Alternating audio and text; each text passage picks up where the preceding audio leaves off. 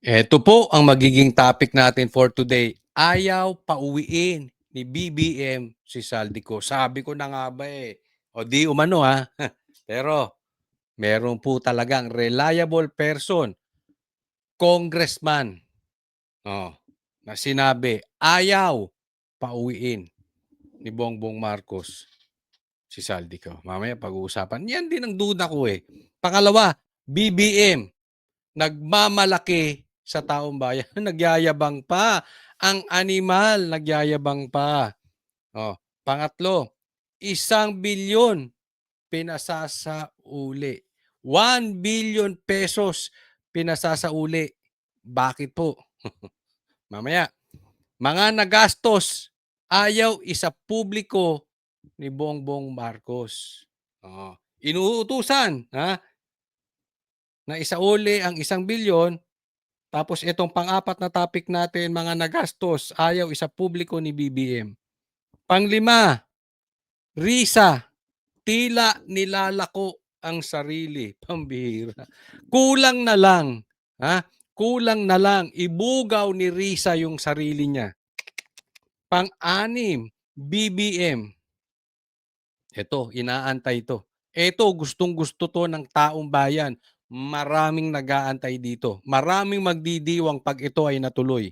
BBM, malapit ng magpa-drug test. Ayan po ang magiging topic natin sa araw na ito. Huwag pong kakalimutan na sana po pagpasok nyo pa lang, i-like nyo na agad itong vlog na ito or itong video na ito. Sige na, pakiano lang. Request lang, libre lang naman yan, konting lambing. Malaki po ang maitutulong yan sa atin. O i-like nyo po itong video na ito. Pangalawa po, sana po doon sa mga hindi pa po subscriber ng channel na Coach Oli News. Ano pa inaantay ninyo? Subscribe na po, okay? Hindi na po natin pagtatagalin. Diretso na po tayo agad-agad sa ating topic dahil kay Coach Oli. Bida ang balita. Ito po muna ang ating pag-usapan. Alam nyo, ito si Bongbong Marcos, 'di ba? Ang sabi nga dito nila PRRD, spoiled. Bratty. Laki sa layaw eh. Laki sa layaw, Jeprox. Alam niyo yung kantang yon, pero ito may katunayan kay Bongbong Marcos. Si Bongbong Marcos, maliit ang tingin sa atin. Maliit ang tingin sa atin, nagmamayabang pa, maliit ang tingin sa Pilipino. Kita nyo naman di ba? Syempre, mata pobre yan. New Yorker yan eh. Di ba? New Yorker yan. Sige. So, tingnan nyo po itong video na ito at kayo na po humusga kung paano tayo minamaliit ni Bongbong Marcos. Tingnan po natin. Nakausap po mismo natin ang Pangulo ngayong araw at Ano sabi? sinabi niya na disappointed siya. Ah, Dahil malapit na sana natin na pauwi si Zaldico. But since meron nga pong ibang bansang involved at ang lumalabas lamang po na kanya na-violate ay ang paggamit ng invalid documentation. So, ang bansang Czech Republic po ang siyang mag-uutos kung anong gagawin kay Zaldico. Yo! Sabi nga ni JB Hersito, nahuli di umano sa Czech Republic. Yun lang, yung pala nag-check-in lang. Czech Republic, nag-check-in, nag-check out din. Pambira, no? Nakakahiya yung gobyerno ni Bongbong Marcos, nahuli daw. Pero hindi maiuwi. 'Di ba? Hindi raw pwedeng maaresto. Ano ba talaga ang gulo-gulo? 'Di ba? So walang nangyari. Sa madaling salita, fake news peddler. Oo, fake news peddler si Bongbong Marcos. Kahit anong ikot-ikutin nyo, kahit itanong nyo sa abogado hindi yung abogadong yung matabang bakla, wag doon. Wag yung mga abogado nakakatanggap ng maleta o may inaasahang posisyon kay Bongbong Marcos. Doon sa abogadong neutral. Walang magsasabi sa inyo na yung nahuli ay hindi naaresto. Diyan tayo niloloko. Pero sa madaling salita, hindi mapapauwi si Bongbong Marcos. Ay si Saldico ni Bongbong Marcos. Palpak. Ang aga nagmayabang. Eto ang tanong. Ito ang malupit na tanong kay Bongbong Marcos. Tingnan po ninyo ang sagot. Batid din po siguro ng Pangulo na hindi lamang siyang dismayado, kundi marami sa mga Pilipino ang umasa. Ako rin, umasa ako. Paasa ka pala, Bongbong Marcos paasa ka si Claire, tingnan nyo punahin nyo si Claire, parang mainit ang ulo. Siyempre. Ipagtanggol mo ba naman yung boss mong gunggong? Yung ganyang kagunggong na boss mo, yung naku. Oo, may kinukwento kasi sa akin dati na, na pag naging boss niya daw itong si Bongbong Marcos, ang hirap daw talaga ipagtanggol. Tanggol ka ng tanggol, kalat naman ng kalat. Sige. May kita nyo naman kay Claire, di ba? Mainit ang ulo. Sige. Sa kanya nang galing ang anunsyo. Doesn't the President feel compelled to issue an apology over the announcement that he made himself? Balik ko ang tanong, saan po siya dapat mag-apologize? Ay, ang taray! Ang taray! Anak mayaman din. Anak mayaman. Ang tinatanong, hindi ba dapat mag-sorry si Bongbong Marcos sa mga Pilipino? Binabalik pa ni Claire, isa tong malaki. Siguro, ang arrive ni Claire, parang siya yung asawa, Ang tanong, bakit siya kailangan mag-sorry? Siyempre, nag-announce yung presidente ng nahuli. Anong ibig sabihin? Umaasa mga Pilipino maibabalik si Saldico. Yun naman pala, hindi. Di fake news. Ba't ka nag-announce? Kasi sa madaling salita, hindi nga naman trabaho ng presidente mag-announce. Ano ba siya? Reporter? Vlogger? TikToker? Kasi pagka kala mo maipagmamalaki niya, announce ng announce, pero pagdating sa drug test, ang kupad. Di ba? Nasunog. Sunog si Bongbong Marcos. Ano ba? Kayo tanungin ko, dapat ba mag-apologize? Dapat ba mag-sorry si Bongbong Marcos? For at the very least, raising expectations that Zaldico will be made to answer to the Filipino people. Lahat naman po tayo ay umasa. Lahat naman po na dapat gawin ay ginawa ng Pangulo at ng administrasyon. Ang kanyang inireport naman po ay tama. So sa madaling salita, ang punto ni Claire, umasa kayo. Ang Pangulo din umasa. At ginawa naman niya yung kailangan niyang gawin. So hindi niya kailangan mag-sorry. Ay, mayabang. Laki sa layaw. Jeprox. Laki sa layaw si Bongbong. Spoiled brat talaga. Di ba? Kung ganyan ang attitude ng presidente, etong problema natin sa Pilipinas. Seriously, this is the problem of the Philippines. Hanggang ngayon, wala akong makita na posibleng merong katangian na ito. We need leaders. Iba po yung malakas sa masa, iba yung malakas sa boto, iba yung matalino, iba yung mabait, iba yung leader. Alam mo, sa mga naging presidente, isa lang ang nakita kong leader. Si PRRD. At mukhang matatagalan pa tayo makakuha ng isang leader. Tatandaan po natin, wala sa talino yan. Wala sa karisma. Wala sa dami ng boto. Etong si Bongbong Marcos hindi leader. Kasi ang leader marunong mag-sorry. Ano ka, Bongbong? Perpekto? Di ba?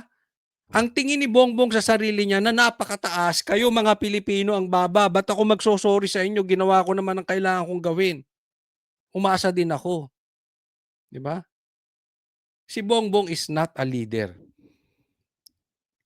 He is not even competent to become a barangay tanod. Wala talaga. Walang-wala. Yan ang malaking problema natin. So, wala po tayong nakikita na maaaring sabihing pagkakamali ng Pangulo dahil hindi po ito tinulugan ng Pangulo. Pero since ipinatatawag po niya ang ambassador ng Czech Republic at ng France para malaman kaninyo kung ano ang mga Galit na siya. Napapakamot. Ay, ang tigas ng ulo mo. Hindi ka ba nabigyan ng maleta? Parang gano'n. Tigas ng mga... Oo. pwedeng nagawa sana, is that an admission that something went wrong somewhere. Yan po ang pag-uusapan. Kung meron nga ba tayong pagkukulang o meron bang hindi nagawa para po mas maliwanagan tayo. Ano pa ang dapat gawin? At ano pa ang dapat maitulong ng ibang bansa? Lalong-lalo naman po na tayo naman po ay meron tinatawag na United Nations Convention Against Corruption. So, ang kaso po na kinakaharap ni Saldico ay patungkol sa malversation. So, aalamin lamang po ng Pangulo, ano ba ang dapat pang nagawa? Dahil sa atin pagkakaalam, sa pagkakaalam ng Pangulo, lahat po ng dapat gawin ay ginawa na. Ayun. So sa madaling salita, hindi siya magso-sorry. Ha? Kahit umasa kayo, basta nagawa ko, kasalanan ko, umasa din ako, hindi ako magso-sorry sa inyo. Bahala kayo dyan. Pero ang tanong, meron bang pagkukulang? Yun ang tanong nung nung journalist. Ang sagot niya, yun pa ang pag-uusapan. Okay? Alam mo kung ako tatanungin? Sige, sa tingin ninyo, meron bang dapat pang nagawa o meron bang pagkakamali ang gobyerno? Bakit hindi natuloy na naibalik si Saldico? Di ba? Alam nyo kung ako tatanungin, walang pagkakamali ang gobyerno. Bakit? Mamaya sasagutin natin yan sa mga topic natin. Kasi, may plano dyan. Gusto nyo malaman yung plano? Yan po yung sinabi ng congressman. Mamaya, pag-uusapan po natin yan, ha? Huwag po kayong aalis. Next topic po. Kaya nga naman, pumalpak ang gobyerno.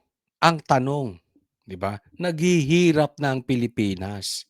Yan yung sinasabi natin, 2 araw na po nating sinasabi ito.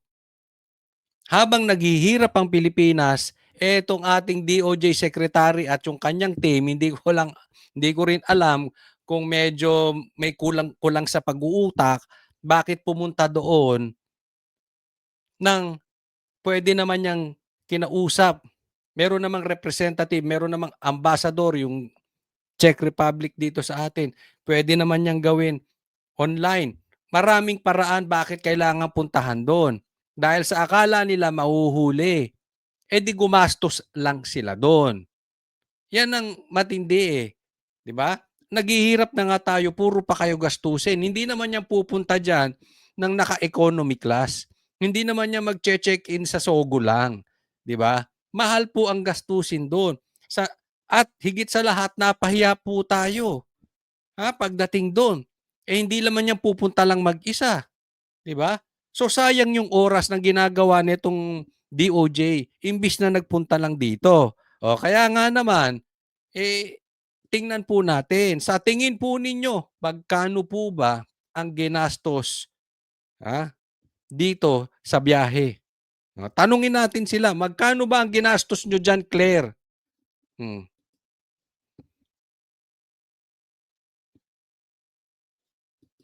Uli. Hindi naman po nagpunta doon ang ating mga opisyal para magbakasyon. Pinunta po nila doon ay trabaho. There are calls na ilabas ng palasyo ang total costing ng pagpunta ng Prague ng government team sa Prague. Is the palace inclined to do this? Para lang kasi ang sinasabi is wala naman daw nangyari at dahil hindi naman naiuwi si Saldico. Ayan, walang napala ang Pilipinas dyan sa pagpunta nila dyan. Puro kayo isang katutak, 1,000, isang tanga kayo dyan nagpunta. Nagsayang kayo ng pera, magkano ang ginastos? Yun ang tanong. Tingnan nyo po ang reaction ni Claire. Tingnan nyo po ang reaction ng tagapagsalita ng Malacanang. Sa madaling salita, ang salita nito si Claire yan ang salita ni Bongbong Marcos. O magkano ginastos nyo, Bongbong Marcos? Sagot. Hindi naman po nagpunta doon ang ating mga opisyal para magbakasyon. Magkano nga ang ginastos? Hindi ko naman sinabi ro para magpunta ro kung nagbakasyon o nagsirkus sila doon, kung kumain ng popcorn o bumili ng tubig or kung ano man pinaggagawa o nag-cocaine sila doon. Hindi naman po yun ang usapan. Hindi naman po yun ang tanong. Tinanong magkano ginastos, hindi kung nagtrabaho sila doon o hindi. Given na yun, nagpunta ba't ka naman pupunta roon? 'Di ba? Ng bakasyon pa. Ito naman si Claire, hindi ko naman alam, parang tanga eh. Parang hindi abogado sumagot. Pinunta po nila doon ay trabaho para po sa kondisyon at Miski na. kalagayan ni Saldico. Kung ano man po ang nagastos dito, ito po ay trabaho ng gobyerno. Maaari po itong makita sa COA. Ba't di mo na lang sabihin? 'Di ba? Simple lang eh. Mainit ang ulo mo, Claire. Hindi, ako'y magtatanong lang ha, medyo personal. Meron ka ba? Parang meron ka. Oo. 'Di ba? Na paano ka? Nag-away ba kayo ng boyfriend mo? Meron ka ba? O hindi ko alam eh kung ano eh. Ay naku, ayoko baka madamay pa kung sino kasi pero may naku. Anyway, eh, ba't hindi mo sabihin kung magkano nagastos? Wala bang karapatan ng mga Pilipino para kasi pera naman ng mga Pilipino 'yan. 'Di ba nga, buti nga kayo sa sarap ng buhay ninyo. Pilipinas, halos hindi niyo mapagbigyan yung maalis yung VAT, biyahe pa kayo ng biyahe, 'di ba? Hindi niyo, mapagbigyan yung mga drivers natin, ng mga jeepney drivers sa kanilang mga hiling, tapos kayo biyahe ng biyahe, wala namang silbi yung biyahe ninyo. Tapos magtatanong lang ng gastusin, hindi niyo masagot. Oh, hirap sa'yo, Claire, eh. Naku. Pero gusto niyo malaman, eto po, eto po, bakit or sa tingin ninyo, nagkamali ba ang gobyerno? May kulang ba ang gobyerno kaya hindi napauwi si Saldico? Eto na. Tingnan po natin, at bigyan natin ng komentaryo itong, interview. Na-interview din namin 'to si Kong Erice at marami siyang sinabi na talaga namang itong nangyaring nakawan, ngayon lang nangyari. Sa katunayan, pati yung ilalagay mo, yung pag-iyak nung kanilang testigo ay gusto pang ilagay sa record, ngayon lang nangyari. Maraming kakaiba 'tong gobyerno na ito. Pero eto, meron siyang ibinulgar, pakinggan po natin. Ang sinasabi po ni Justice Secretary Frederick Vida na wala na po sa custody ng Czech Republic itong si Zaldico. Hindi rin daw po sigurado kung nasaan ngayon ang exact location po niya. Ano pong reaction niyo dito? Hindi ko po alam kung ano pong ginagawa ni Secretary Vida sa Czech Republic. Sapagkat ang pangunahing may tungkulin para malaman kung ano yung kalagayan ng sino mang Pilipino, yung konsulado ng ating bansa sa Czech Republic. Meron naman po yan. At kung may ganyang kontrobersiya, siguro po ang dapat na unang ginawa ng ating Pangulo bago nag-announce ay pina-check niya yung mga detalye sa consulate. Sila yung may Yun, 'di ba? Sinasabi meron naman tayong representante diyan sa Czech Republic, po pwede namang tinanong na lang. Hindi ko alam kung itong ating DOJ secretary o itong DOJ ay gustong mamasyal. Pero sabi nga ni Claire, hindi naman sila diyan nagpunta para mag-KTV. Hindi naman sila nagpunta diyan para mag-cocaine. Hindi naman sila nagpunta diyan para mamasyal. Nagpunta sila diyan sa trabaho. Kaya lang ayaw nga sagutin ni Claire kung magkano ang nagastos. Pero sa madaling salita, malaki ginastos niyan. Okay? Hindi naman kailangan. Sa madaling salita, unnecessary. Sa ating mahirap na bansa, katulad ng Pilipinas, na tinamaan pa ng krisis, mahirap na nga, may krisis na, mamamasyal pa kayo dyan. Or kahit ba sabihin nating trabaho, kung pwede namang makatipid, bakit hindi ginawa? Hindi natin maintindihan bakit pa sila pumunta ron. Parang pamilya yan eh. Hirap na yung pamilya. Nagkrisis pa. Yung tatay, nag-ibang bansa pa. Pwede naman niyang gawing inyong trabaho dito sa nagpamasahe pa siya doon. Wala na nga makain yung pamilya, namasahe pa siya ron. Pwedeng gawin naman. Itatawag na lang, meron namang partner sa ibang bansa. Nakuha niyo po. Diyan pa lang ang laki ng palpak ni Bongbong Marcos. Mali na silang nag-announce, mali pa na pinapunta ron. Eh di nagmukha kayong tanga ron. Nagpunta kayo diyan para may uwi si Saldico, wala. Hindi, ako simple lang eh. Bongbong, saan napunta yung confidential funds, intel funds, kung ano-anong funds ninyo? Eh hindi mukhang intelligence eh. Mukhang kabobohan ang pondo nyo eh. 'Di ba? Ang laki-laki. Sabi nga eh, nasa bilyon ang intel funds, confidential funds, at kung ano-anong funds pa na natatanggap ninyo. Palpak naman. 'Di ba? Ba't pa kayo nagpunta? diplomatic relations, at sila rin may responsibilidad sa sino mang Pilipino na naririyan. Kaya nga, kakatuwa talaga yung presence ni DOJ Secretary Bida dyan sa Czech Republic. May bida-bida eh. Baka bida-bida yan si ano. No, pero nakita niyo yung itsura nitong secretary na to, medyo kakaiba nga eh. Ha? At kaya nga ng nabanggit, hanggang ngayon, hindi natin alam yung mga detalye, no, sa pangyayari na yan. So you feel like, kagaya ng sinasabi ng iba, wala pong proper coordination bago nagkaroon ng anunsyo muna noon ng Pangulo tungkol po dito sa kung nasan talaga yung custody nitong si Tama po. Zaldico? Oo. Tama po, parang panic mode pagka nababanggit na si Saldico. Dahil alam nyo, sa totoo lang po, kahit wala naman si Congressman Saldico, kung gusto lang nating malaman yung katotohanan tungkol dito sa pinakamalaking nakawan sa national budget at flood control, narito po yung mga major players sa ating bansa.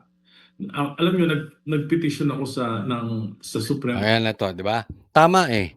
Pag nababanggit, siguro nabanggit si Saldico, oy, na stop doon o na-check ng immigration ang passport ni Saldico at di natin alam kung peke ito o walang sapat na dokumento. So, hinold. Nabanggit yung Saldico. Parang nagpapanik sila. Yun yung sinasabi. Ay, naku, andyan na si Saldico. O sige, sabihin nyo mapapauwi na, pero yun eh, yun yung pero. 'Di ba? I mean, saan ka nakakita na ang presidente ay mag-a-announce fake news? And this is not the first time, ha? Kahit anong lusot ang gawin nyo dito, wag po nating kakalimutan, si Bongbong Marcos ay fake news peddler. Kasi hindi naman isolated case yan. Hindi lang naman ngayon nangyari yan eh. Diba? Sinabi niya yan sa KOJC. Walang pumasok ni isang barel. Di tanungin mo yung best friend mo, si Torre, kung walang pumasok na barel. Tingnan ko sinong sinungaling sa inyong dalawa. Ang dami kaya naming ebidensya. At hindi isang barel. Siguro, 3,000 hanggang 5,000 baril yun kasi bawat isa may baril, yung iba nga 2 pa. Naiintindihan? Kaya fake news to si Bongbong Marcos. At hindi siya nagsasawa na ulit-ulitin yung pagpe-fake news. Sa tingin ko nga may bumubulong dyan kay Bongbong Marcos eh. Ito kaya lagi ko sinasabi, Sandro, kung sino man yung bumubulong kay Bongbong Marcos, palitan mo na. Protect your father kasi mali ang ginagawang strategy nung bumubulong kay Bongbong Marcos. Ipinapahamak siya. Mali ang infong binubulong kay Bongbong Marcos. Patanggal mo. Palitan na kamo. Except kung ang bumubulong sa kanya yung nanay mo. Hindi mo pwedeng palitan yun. Nanay mo yun eh. O, di ba? Pero may bumubulong dyan ng mali. Pambihira,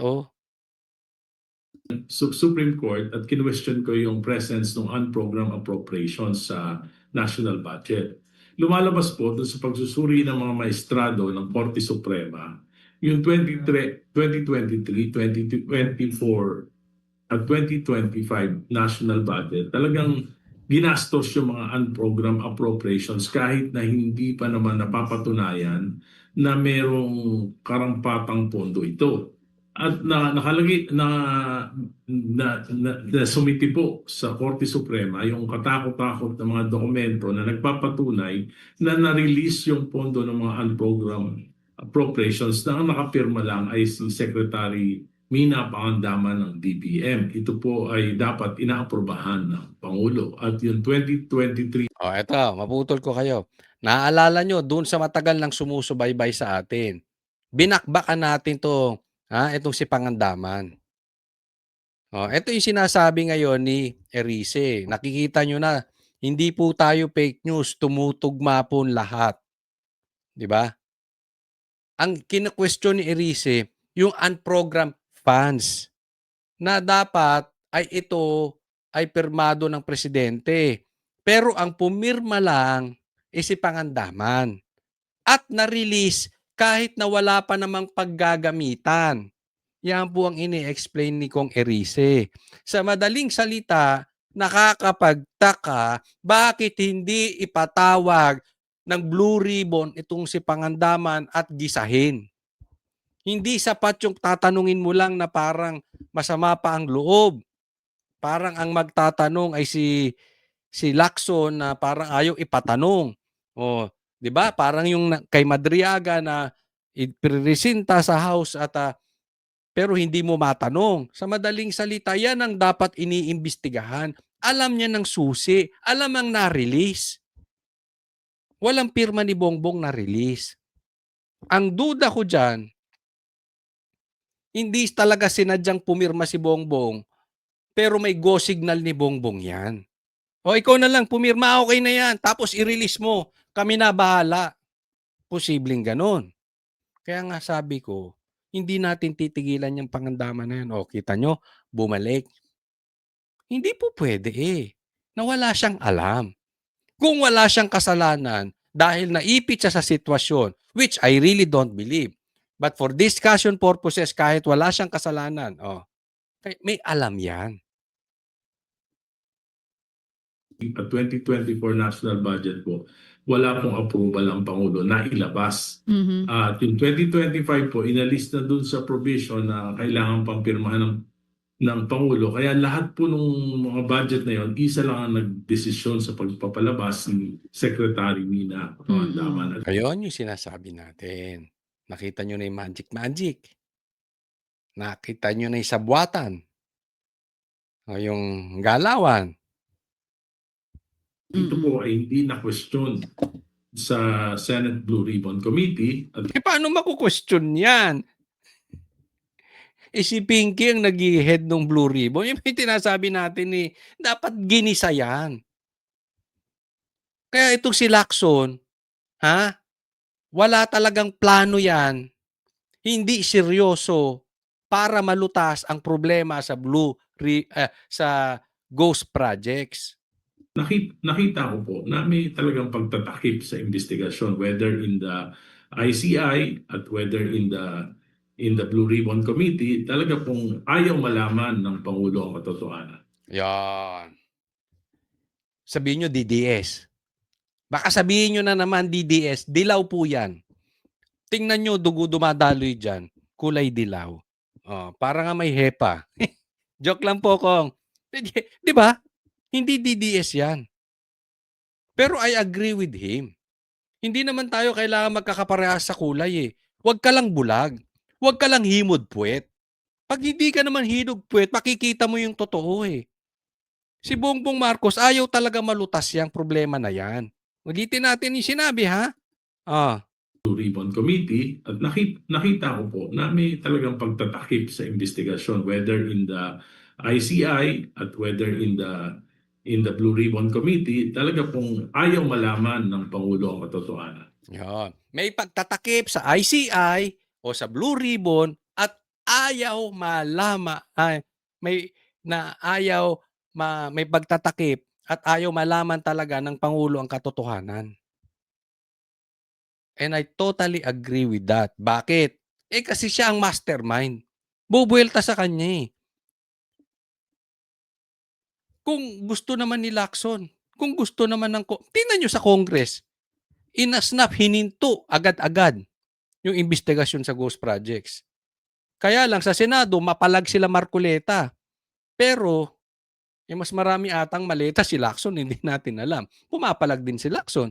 Kaya hindi matuloy-tuloy. Hindi katulad sa Congress na talagang parang nawalang, parang bula yung investigasyon. Sa Senado, hindi, medyo pumapalag pa di ba? Ano po ulit? Ayaw malaman ng... ng Pangulo ang katotohanan. Oo. Ayaw malaman ng Pangulo ang katotohanan. Uulitin ko.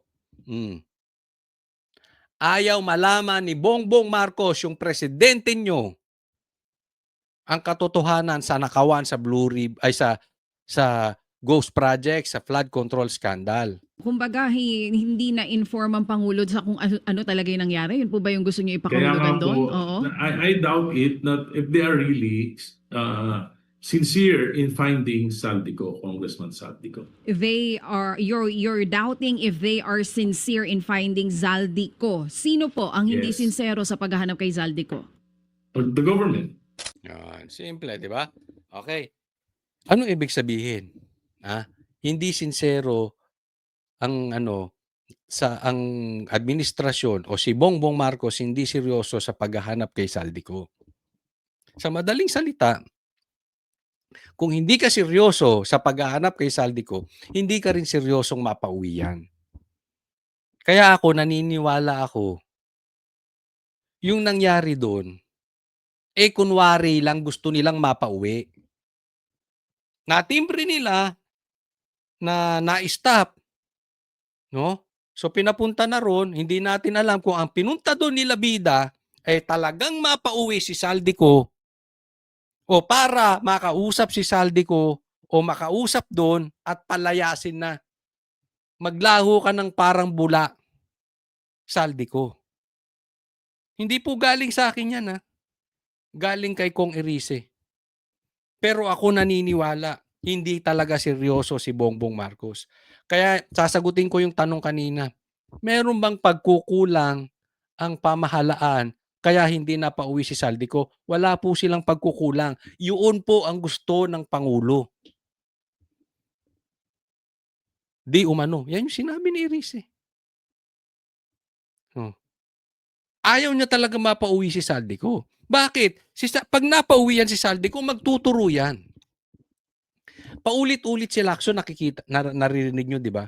Hindi namin matanggap ang testimony ni Saldico. Pero susundan namin ang ebidensya. Pero ang problema doon sa ebidensya ni Saldico ay hindi siya makapag-testify under oath.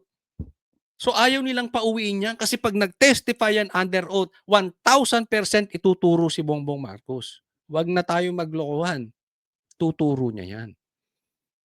So hindi sila seryoso pag-uuwi dyan. Kasi kung seryoso sila, bakit hindi willing yung 18 Marines magpaimbestiga sa Blue Ribbon under oath? Ba't ayaw ipatawag? Tapos ang gustong mag-under oath, yung ayaw umuwi. Nakikita nyo na? So sa madaling salita, binubudol na naman tayo ni Bongbong Marcos. Kunwari gustong mapauwi. O kunwari pinuntahan pa ron. Baka nga iba ang ginawa nila, hindi natin maasabi Hindi po siya nagbibintang. Ang dyan, posibilidad. May posibilidad. Baka mamaya pagdating doon, kinausap tayo, sige umalis ka na, huwag ka nang papakita ulit. Ikot ka ng ikot. Di ba? Galing naman kay Saldico Sinabihan siya, wag munang uuwi di ba? At yan, nagkukonek-connect ng lahat. Eto po, tingnan natin itong balita na may patungkol dito. Pakinggan naman natin itong side nitong si Secretary Bida. Baka sabihin tinitingnan lang natin yung ibang side. So, tingnan muna natin. Bakit nagkaloko-loko yung pagpunta nila dyan? Tingnan natin kung anong palusot na naman ang gagawin or kayo nang humusga kung talaga namang ginawa nila ang dapat gawin. I have to share difficult news, mga kababayan. Czech authorities have informed us that Mr. Saldico is no longer in their custody. Yan ang Iyo, nadali na. Bongbong Marcos, fake news. Hindi pansin niyo hindi nagtugma yung script ni Bongbong Marcos at saka yung script ng DOJ. Ay naku. Pinalita ni Justice Secretary Frederick Vida matapos makipagpulong sa mga opisyal ng Czech Republic. Hoy, at Secretary Bida, pagsalitain mo naman yung dalawa mong katabi. Pinaupo-upo mo pa dyan. Hindi mo naman pa nagsasalta. Ako, ayoko ng ganyan, ha? Pauupuin mo, hindi mo naman pagsasalitain. Wag na. Sabihin mo yung kasama nyo, yung si Secretary, hindi kayo pinagsalita. Ugnay ng pagkakahuli kay dating Congressman Zaldico. Ayon kay Vida, pinalaya ng Czech authorities si Ko matapos mahuli dahil sa kakulangan ng travel documents. Matipid din daw ang sagot ng mga opisyal ng Czech Republic nang tanungin nila kung bakit pinalaya ang dating kongresista at kung kailan siya nakaalis ng bansa. Nang dumating daw ang DOJ doon noong Biyernes, ang alam daw ni Vida ay nasa kustodiya pa ng Czech Republic si Ko. We asked for that reason. They reiterated that he is no longer within the territory of the Czech Republic. Ayun. So sa madaling salita, ginawang tanga ng Czech Republic ang DOJ ng Pilipinas. Kasi ine-expect nila na pagdating nila doon, nandoon pa. Ngayon, nasa sa inyo ng mga manonood kung kayo ay naniniwala sa drama nitong si Bida. Pero sa akin, mas naniniwala ako sa sinabi ni Kong Erice na hindi seryoso si Bongbong Marcos o ang gobyerno ni Bongbong Marcos mapauwi si Zaldico. So para sa akin, lahat yung ginagawa ng mga yan drama. Hindi yan totoo. Pero for discussion purposes, sundan natin. Di para kayong nagmukhang tanga dyan. Diba? Bastusan yan eh. Akala nyo nandiyan, tapos wala pala. Nakaalis na pala. Hindi nakipag-coordinate sa inyo. Kayo naman, may representative naman tayo dyan, hindi naman kayo nakipag-coordinate. Diba? Ang dami nyo dyan. Huwag sabihin lahat kayo tanga. Diba? Anong drama? Ano yan? We also asked them when they did release, they said they can no longer furnish additional information. Hindi pa kayo masagot. 'Di ba? Tinatanong. Ayaw pa kayong sagutin. Di nabastos ang Pilipinas. Kasi, pagalitan nyo yung amo nyo, adelentado mag-announce. Ngayon, ang naglilinis ng kanyang amats, yung kanyang kalat, kayong nakapaligid sa kanya. Abagay, baka naman may kita kayo. They're taking a position. I hope you understand that we should respect that. Kaya ngayon, malaya pa rin si Ko. The exact information, he is no longer within the territory of the Czech Republic. He is not detained. Posibleng nasa Europe pa si Ko pero hindi masabi ni Vida kung saan ang eksaktong lokasyon nito. Land travel daw ang ginagawa niya kaya nakakaikot siya sa Schengen area kahit hindi ginagamit ang kanyang pasaporte. Pero nakuha na raw nila ang impormasyon ng sasakyan na ginagamit ni Ko at driver na kasama niya. Aminado rin ng kalihim. Naguluhan siya sa naging pagtugon ng Czech authorities sa sitwasyon ni Ko. Ang kapal ng mukha nitong si Bida. Naguluhan daw siya doon sa mga pagsagot or impormasyong ibinigay ng Czech Republic. Paano pa kami? Kung kayo nga naguguluhan, nasa gobyerno na kayo. Kami pa. Nag-announce si Bongbong Marcos ng nahuli. Tapos mag-a-announce ka ng hindi nahuli. Tapos mag-a-announce si Bongbong na gagawin na ang paraan para maiuwi si Zaldico. Tapos mag-a-announce ka, wala na sa Czech Republic at malaya na si Zaldico nag-iikot dyan. Di lalo kaming naguguluhan compared sa inyo. Ang gulo-gulo nyo eh. Di ba? Pambihira, Disappointed for lack of further knowledge. They express that they do understand the gravity, the concern of the Filipino public. I'm confused at the legal parameters where this is coming from. Sa ngayon, umaasa ang DOJ na mailalabas na ng Interpol ang red notice laban kay Go. Ito ay request sa iba't ibang bansa para hanapin at pansamantalang arestuhin ang isang taong wanted. Yun nga lang, hindi obligado ang mga bansang ipatupad ito. That's why we explore for other bilateral or multilateral agreements and we invoke particular provisions on the matter. Sa kabila nito, kumpiyansa pa rin ang DOJ na maiuuwi sa Pilipinas si Go. Gano'n kayo Mataas ang kakumpiyansa? 99%. And let's look at this, sabi nga nila, hindi naman binibilang yung nadadapa ka eh. Ang mahalaga yung pagbangon at may natutunan tayo. Yun, ang problema, 'di ba? Ang sabi niya, sigurado siya, 99% mauuwi si Saldico. O, tanong ko kayo, ha? Ilagay nyo dyan sa comment section. Kayo ba ay naniniwalang maiuwi si Saldico? Gusto mo pustahan tayo, bida? Pustahan tayo kung maiuwi si Saldico. Posibleng maiuwi si Saldico kapag hindi na si Bongbong siguro presidente or no choice na ang gobyerno. Pero sa tingin ko, malabong umuwi si Saldico. 'Di ba? Kasi nga hindi naman seryoso sa paghahanap at sa investigasyon at humanap ng kalutasan ang gobyerno ni Bongbong Marcos sa problemang ito. Kaya yung 99% mo, malabo yan. Sa tingin ko, mga nasa 20% lang yan. Yung pagtipong naipit na, yung wala na silang magawa, mahahalata na kung hindi pauwiin. Yung desperado na. Pero hanggat ngayon ganyang kontrolado, hindi pa uuwi niyan si Saldico. 'Di ba? Yung sinasabi mo na kailangan yung pagbagsak, hindi naman usapin kung ilang beses ka babagsak eh. Ilang beses ka matutumba kung hindi kung ikaw ay tatayo. Ang problema sa ganyang prinsipyo, okay yan. Pero sa ating ngayon na napakalaki ng tama sa Pilipinas nitong nakawan na yan, wala tayong oras para mag-antay ng ganong katagal para masolusyonan ito.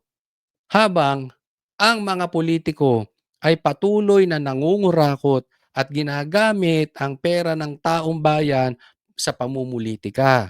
So, kung tumba ka ng tumba, baka mamaya abutin ng siyam-siyam yan, wala na, ubos na pera ng taong bayan. Secretary Bida. May natutunan tayo. Na-delay lang tayo. Nakarating na raw kay Pangulong Bongbong Marcos ang nangyari kay Go. Nanindigan din ng DOJ na hindi premature ang pahayag ng Pangulo na nahuli si Go noong April 16. Hindi daw premature. Alam mo, Bongbong Marcos, bida-bida ka kasi. Nangatog ka, aminin mo, nanginig ka, nung nabalita mong nahuli si Saldico, kaya nagpapunta ka agad dyan. So, in defensive mode. Alam mo yung pag-announce niya nang nahuli na si Saldico at iuuwi na dito, gagawa na ng para maiuwi, is the same thing ng announcement niya na mahiya naman kayo. It is in a defensive mode. Na iimbestigahan yung flood control projects. Pero sa katunayan, ayaw niya yun. Pero in-announce na yun para paputok na yung issue ng flood control, paputok na yung issue ng ghost projects, inunahan niya lang. Pero sa totoo, ayaw niyang imbestigahan. At hanggang ngayon, siguro naman nakikita nyo ayaw niyang imbestigahan. Same thing dito. Inunahan niya lang mag-announce. Pero sa katunayan, ayaw niyang pauwiin si Saldico dahil madadali siya. Nag-announce lang siya para kung sakali na talagang obligado silang iuwi, ipagmamalaki niya. Ginawa namin to. Credit grabber. And at the same time, ginusto niya. Di ba ipagmamalaki ni Claire? Ba't namin siya pauuwiin? Di ba? Kung alam namin ituturo niya si Bongbong, sa madaling salita, ay kumpiyansa ang Pangulo na hindi siya ituturo dahil wala siyang kasalanan. Yan na naman ang palusot. Di ba? Ang Pangulo ang unang nagsalita patungkol sa flood control. Nakikita nyo? Same. Parehas na parehas. Diyan nagkabulilyaso si Bongbong Marcos. Hindi na uwi. Palit sila script. Next po. Ito po, pag-usapan natin. Tao ng Executive Department. Executive Department.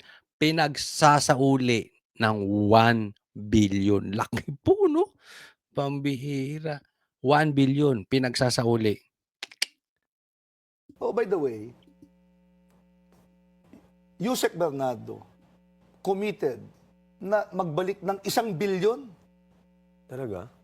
Yes, talaga. Sa gobyerno para maging state witness or something to that effect. Ayan. Bernardo, Yusek Bernardo, Yusek lang. Yusek lang. Pinagbabalik ng 1 billion para maging state witness. Ha? Isipin mo, kung magbabalik ka ng 1 billion, ibig sabihin yan, wag magpakatotoo na tayo. Willing ka magbalik ng 1 billion. Wag, diretsahin na natin. Wag na tayong maglokohan dito.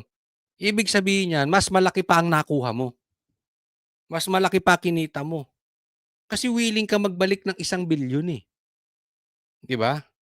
Wag ka lang gambalain. Gawin ka lang state witness. Tago mo na yung nakurakot mo. Yung 1 billion, tago mo na. Tapos mag-state witness ka kasi pag state witness ka, hindi ka na pwedeng idemanda. Ligtas ka na.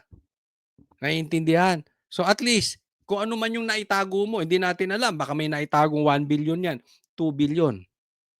Isipin mo, Yusek lang yan. Yusek Bernardo. Magsasauli. Paano pa kaya yung mga matataas sa kanya? Yusek. Tao ng executive. Paano pa kaya yung mas mataas na executive? Yung pinaka-executive na si Bongbong Marcos. Magkanong kitaan? Grabe, nakakalula, no? Ano po? Based on the news that I read, almost or more than half na ibalik. 1 billion, undersecretary to. You know, he's been It's shocking. But you know, I would imagine he had accumulated so much because he's been an undersecretary since the time of President Duterte. Ito naman, ito ka na. Maidamay mo lang si Duterte para kang tanga. Oo.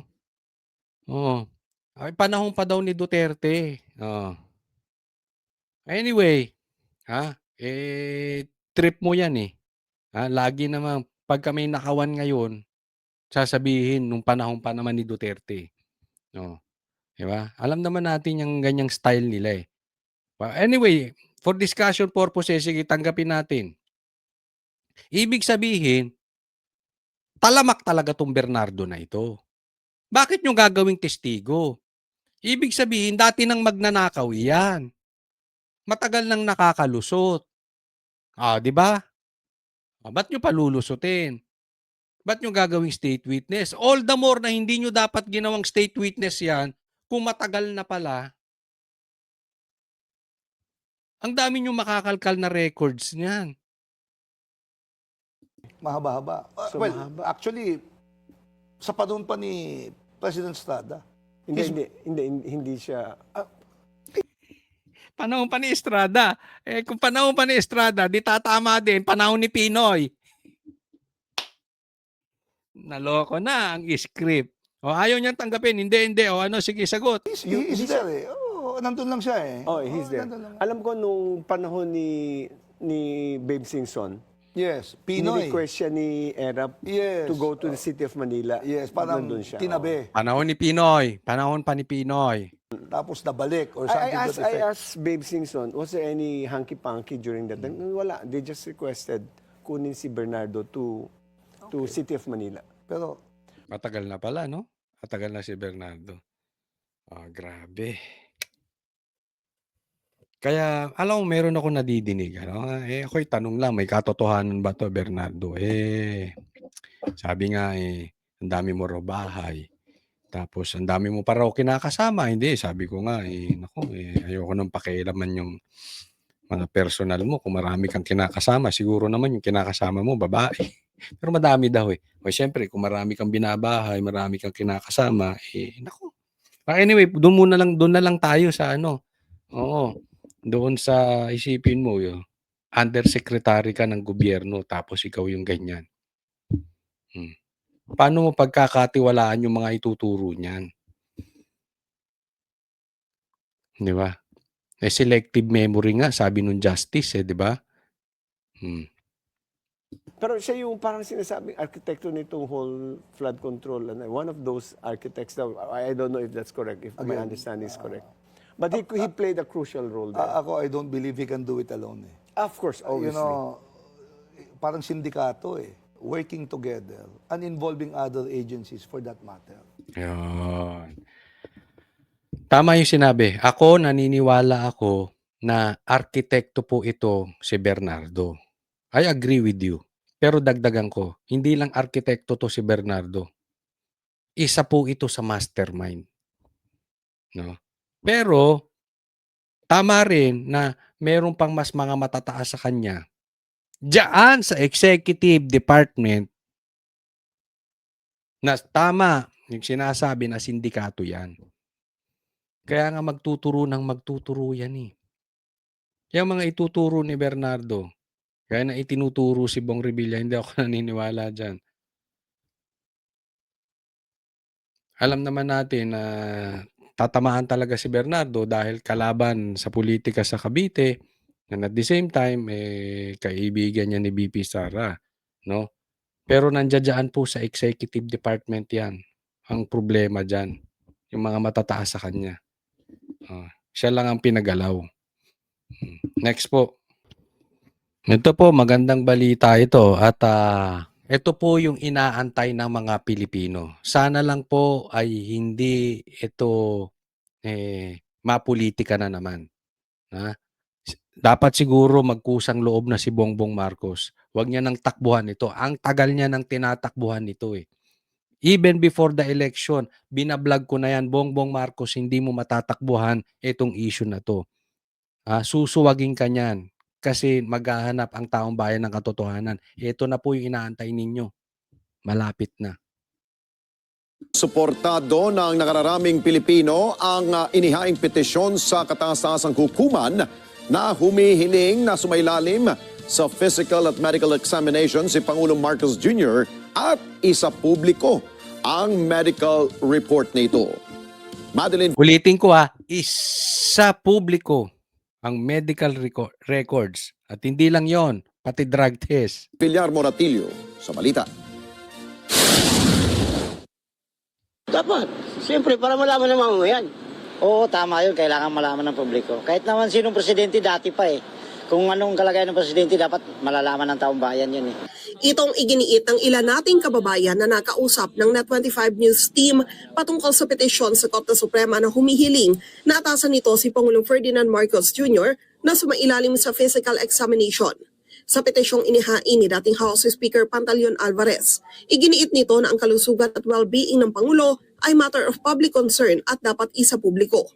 Bukod sa physical exam, hiniling rin na magpasailalim ang Pangulo sa hair follicle test para malaman kung gumagamit ba ito ng illegal na droga. Yun. Bongbong Marcos, sana naman. Huwag na naman yung ipakita mo yung sa St. Luke's tapos na. Hindi ko po pinagbibintangan ng St. Luke's na fake news. Kaya lang, naglabas sila tapos na.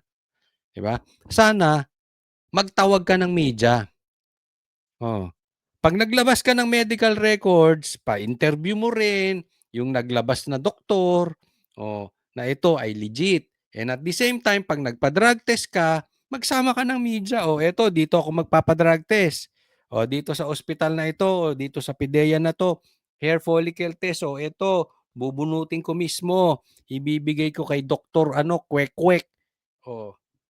I-examine nyo yan. Walang lusot. Ang punto rito ng Korte Suprema ay maalis ang pagdududa ng taong bayan. Hindi para lusutan. Naiintindihan? Kasi kung dadayain nyo lang or gagawin nyo lang yung drug test ng hindi convincing, walang purpose. Ang pinaka-purpose, maalis yung duda at manumbalik ang tiwala sa'yo. Hindi babalik ang tiwala ng taong bayan sa'yo. Remember this, mawawala ang mandato mo pag wala ang tiwala ng taong bayan. It's just a matter of time. Pag yaan, napatunayan mo na hair follicle test, live, maniniwala ang taong bayan sa'yo. Ano kayang palagay dito ng publiko? Para sa kanya din yun eh. Kung nagsisinungaling ba siya o hindi. Totoo sinabi niya nga wala siyang bisyo, ganyan.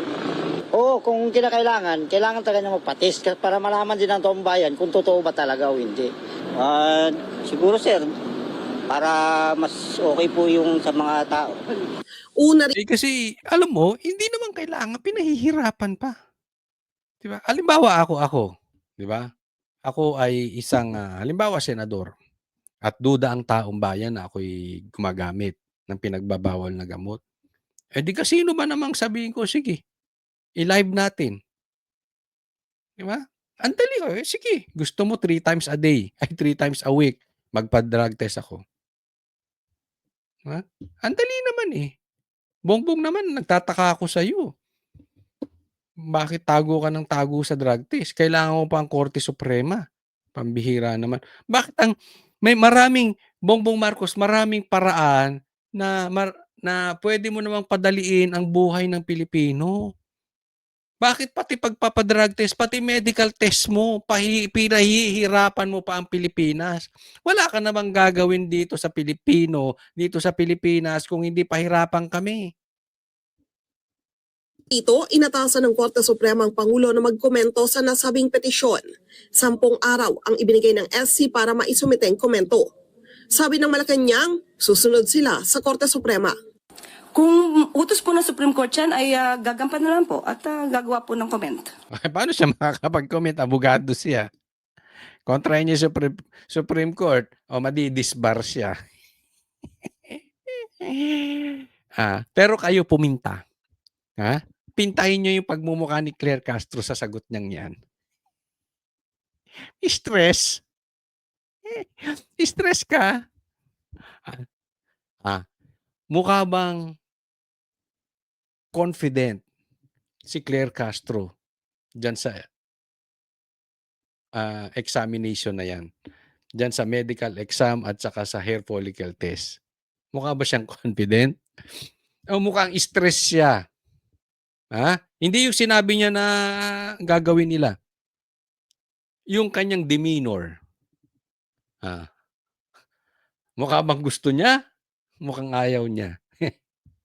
Dito pa lang nilalaglag niya na si Bongbong Marcos eh. Parang isip-isip. Ako ang dating sa akin, pambira, yari na tayo dito. Yari na kami rito. Malaking problema to. Paano na namang lulusutan? Diba? Yung ganyang mukha di ba? Mukha ba siyang masaya? Naubusan na siya ng palusot. Ay, nakang hirap magtanggol, no? Sa palpak na amo. Gagawa po ng comment.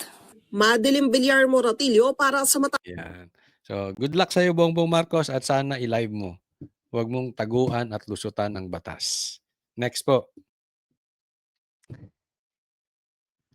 Pag-usapan natin bahagya ito kasi gusto ko lang matawa kayo. Tingnan niyo po kung gaano kadesperada to si Risa Hontiveros. Kulang na lang ilako ang sarili. Hindi, magkaroon ka naman ng kahihiyan sa sarili, Risa Hontiveros. Ilang beses ko namang sinabi na bukas at willing ako gawin yung tungkuling iyon. So right now, seryosong pinaghahandaan at kinoconsider yung possibility na yon.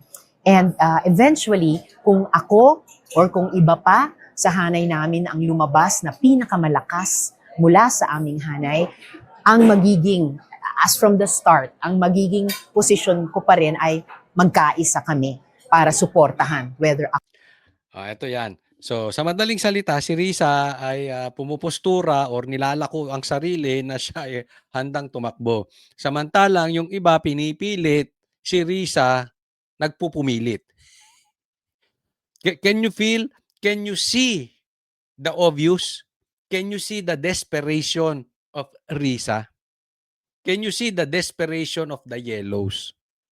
Diba? Eh, pilit to ng pilit. Hindi nga ata aabot sa 1% ang sa survey ito si Risa. Oh. Maswerte na kung umabot ng 3% sa survey to si Risa. 'Di ba? Maawa naman kayo mga pinklawan. Kung ito ang inyong gagawing standard bearer. Alam mo, ganito lang kasimple 'yan. Tunay na inodoro ang dilawan. Tunay na laos na ang dilawan. Tunay na wala ng influence ang dilawan. Tunay na desperado na ang dilawan kung ginawa nilang standard bearer to si Risa. O wala talaga. Wala na silang pag-asa. Kaya pag ito naging standard bearer nyo, ay asahan ninyo si Trillanes, alis na nagbansa. Walang panalo to. Malayo sa kalingkingan. Wala. Kasi na-discover na ng tao to eh. Ako nga, baka sa tingin ko, barangay captain, hindi na to manalo. Malabo na to. Malabo. Ako o iba pa mula sa hanay namin. Basta't kung sino ang pinakamalakas na maaring mag-contend from our ranks. Wala na si former Vice President Benito ano na siya, for re-election na siya doon sa Naga. So, aside from you, may mga nag-apply na sa'yo for senatorial or presidential? Wala pa namang nag-a-apply pero actually may nag-apply na sa senador. Kasi ayaw na ni Lenny. Hindi, nagsabi na siya hindi siya may nag-apply na siya senador. Naawa ako dito kay Risa, nagmumukhang tanga. Huwag nyo nang gawing masyadong mukhang tanga. Mula nung 2022, nung pinaghandaan namin yung midterms last year, at mula last year na pinaghahandaan ang general elections, patuloy naman akong kumakausap sa mga kasama sa reform, opposition, modernizing forces na magbuo ng Senate slate sa midterms at magbuo ng complete slate para sa general elections. Ang gulo-gulo nito, tinatawag niya yung opposition. Paano kayo magiging opposition? Gusto nyong makipagsabwatan sa gobyerno. 'Di ba? Doon pa lang sa word na opposition ay dapat iba kayo sa gagawing partido or patatakbuhin ng gobyerno. Ang gusto mo, magkaroon kayo ng gobyerno ng pagkakaisa. Paano kayo naging oposisyon? Meron pa kayong tinatawag na modern reforms. Ganun din yun. Kayo-kayo lang din yun. Ang accurate na pangalan nyo kain suka. Modern reforms, So patuloy yung ganyang mga pag-uusap, ganyang pag-iimbita na magbuo kami ng buong slate at magkaisa kami para doon. Possibility na i-adapt ng administration. I cannot speak for the administration. At first things first, ang unang tungkulin namin ay ayusin ang sarili namin, ang aming bakuran, so that any other groups na maaring lumapit, if they do, they would find us timely, ready, strong. Hindi pa rin kayo mananalo. 'Di ba? So, yun naman ang plano nila. Isa lang ang patatakbuhin para one-on-one lang lamang kay Sara. Naduwag na si Lenny, alam niya hindi siya mananalo eh. Siyempre, kung ikaw ay may pinanghahawakang pangalan at alam mong talagang malakas ka. Like halimbawa si Lenny, malapit yung porsyento niya siya yung pinakamalakas na pwedeng kumalaban kay Sara eh. So, medyo yung porsiyento nila ay hindi gano'ng masyadong malayo. Although malayo, pero hindi gano'ng kalayo. Sa katulad ni Risa, ito talagang tatambakan 'to, So malayong-malayong malayo. Siyempre gugustuhin nitong tumakbo kasi, wala namang masisira sa kanya dahil in the first place wala siyang pag-asang manalo. Kailangan na lang niyang kumita. Gano'n 'pag tumakbo ka kikita ka, eh. May support ka ng partido mo, may support ka ng mga negosyante. So in short, matalo o manalo, panalo ka Risa. Sa pera, oo. Pero sa pagtakbo malabo.